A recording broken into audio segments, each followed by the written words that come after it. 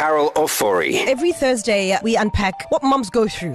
And I always say this conversation is open to everyone because everybody raises kids. If you're an aunt, if you're a nanny, if you're a granny, and just a member of society, all these children, they all belong to us. You know, they all belong to us. So we all weigh in on the conversation. Today, we're talking about a term I recently, as in yesterday, discovered. Yesterday, I discovered the word. Matrescence. Ever heard that before? Never, ever. I asked my husband this morning as I was leaving. I said, babe, have you ever heard of the word matrescence? He says, is it a mattress? Something to do with a mattress? I said, absolutely not, sir. I will unpack it for you. Basically, matrescence is the physical, emotional, mental, as well as social transition a woman goes through when becoming a mother. Now, the term helps explain that becoming a mother is not an instant switch, all right? It is a process and a journey of adjustment and growth. Here's the deeply disturbing part I found when I discovered this word, right? We have language for menopause. Right. We know what that process is. We have language for adolescence. We know what that is. But for the longest time, it's not casual colloquial language for all women to know what matrescence is. That this transitionary process actually has a word. And you know, once you have a word for something, you are able to tackle it better. You are able to express yourself better in explaining to someone what you're going through. You know what I'm saying? Right. Like we know there's perimenopause. We all know that, okay, when it's perimenopause, these are the signs. But motherhood has just been like, figure it out. Just figure it out. Which is not cool. So I am so excited to have learned that there's a word called matrescence. Matrescence. A mother, which is a very complex process, not just for your mind, your body, and everything, as I mentioned. Now, the word was popularized by anthropologist Dana Raffel, right?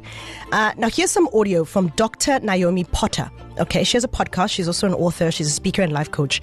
And here she basically just unpacks what it is. Tell me about matrescence. Everyone's heard of adolescence, which is that developmental phase. You know it well with your children, where you go from being a teen to an adult. When your values change, your body changes. It's a real process over years. It's not something that you turn on and turn off overnight. Yeah. And matrescence is exactly that same developmental process, we call it, of becoming a mother. It's not that you give birth and then suddenly you know how to be a mother and you know how to manage everything else in your life around this new role. No, it takes years. Many experts say up to 7 years of integrating. Right? Oh. So for now as a woman, as a mom of 2 kids, I understand now why it's taken me so long to adjust to this new life of having 2 little people that call me mommy in my life. I didn't have the language to explain that. And now I know there's a word called matrescence. Sure. Which is the process. I'm actually like, this is such an eye-opener. Right? Sure. Now here's the thing. Motherhood over the years has not changed. What has changed is the expectations society puts on the title of motherhood. Sure. Now, here we're going deeper. Come with me now. Take a listen to the audio from a journalist, Lucy Jones, right? She's written a book. It's called Matrescence on Pregnancy, Childbirth and Motherhood.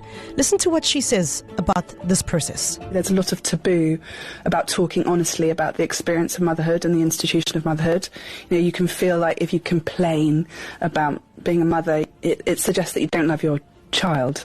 But, you know, we can use the word matrescence and we can critique the institution of motherhood and the systems and the structures. It's not about the children are perfect, but we can, criticise how as a society we're treating mothers and caregivers, and words like matrescence, I think, just give us the language to do that, and also to say, how's your matrescence going, or how was your matrescence? It's a really exciting time for this kind of emerging science of matrescence and patrescence, the transition to fatherhood. It speaks to an area of life which has been very neglected and under-acknowledged, under-explored, underwritten. The focus that we now have on what happens in the brain and the body and to people when they become pregnant is so crucial because we minimise it so much in our society. We idealise motherhood and we kind of romanticise it a bit, but actually the transition to parenthood is a vulnerable time, and a woman's risk of depression doubles in the postpartum period, and we're living at a time of really high rates of postpartum mental health problems and stress and exhaustion and loneliness. So I really welcome all this amazing science by these scientific heroes across the world. Scientific heroes, absolutely that. So here's my question, 061-792-9495. You can also give us a ring, a little tinkle if you like, 087-086-9495. My question is, what has your matrescence or matrescence journey been? Now, obviously, I'll stumble this word because I literally learned it yesterday. So whether it's matrescence or matrescence, I learned it yesterday. Yeah. What has your journey been like? What part of you did you lose? What part of you did you rediscover, rebuild, and in becoming a mom? We have so much grace for teenagers becoming teenagers, so much grace for people going through menopause and perimenopause, but there's no grace for the process of matrescence because we haven't had the word for it. Now we have the word and the language, we can sympathize and hold hands. Do you know what I'm saying? Oh, yeah. Yeah. 061-792-9495. Dawny. Hi, Carol. How are you? I'm very well. So excited to speak to you. I'm excited to speak to you too. I believe you want to weigh in on this journey as a grandmom as well. I do, yes. I've also only the first time that I just heard that word now, but then it kind of clicked for me. I'm going through menopause at the moment, and I'm thinking there's some mums that actually go through matrescence, I hope I'm saying it right, throughout, throughout. It doesn't just stop when the kids are younger, it goes through teenagers, and because kids change and they evolve and they keep going.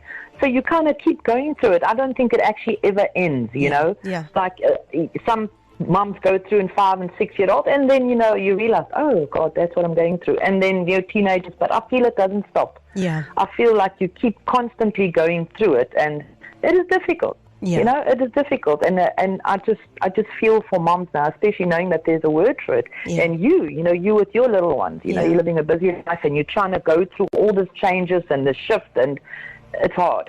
And listening to you as a grandmom who's gone through this and is going through it right now, it gives me so much language in the understanding that.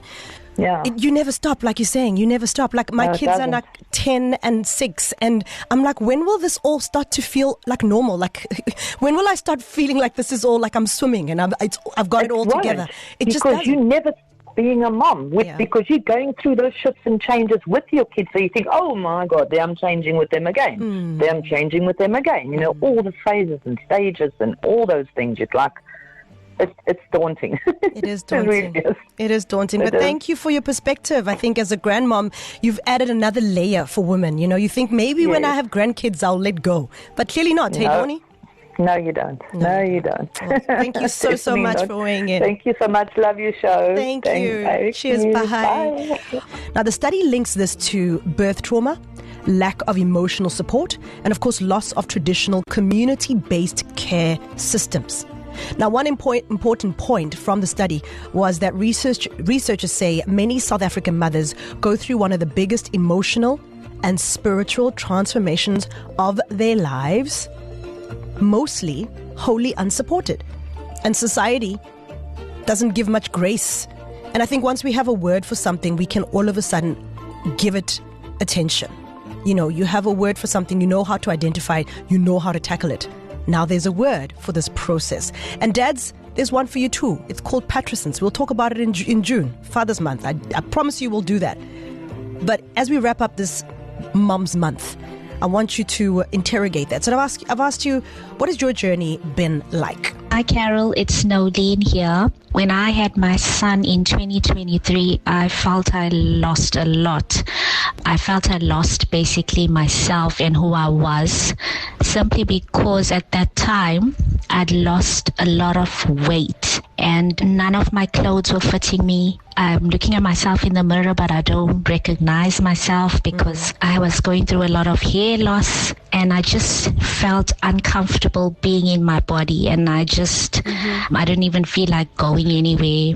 And it took me some time to get back to where I used to be in terms of my body weight. It was really a journey and a lot to experience and to process as a woman. Yeah, and now we know there's a word for it, and just have more grace with yourself and accept more help where necessary. Now, to wrap it up, right, this is a beautiful audio clip from Sadhguru, who is one of India's best-selling authors and poets. And just listen to what he says. The beauty of motherhood is not in reproduction. The beauty of motherhood is in inclusion. It's not because your mother reproduced you. That's not why a mother is precious.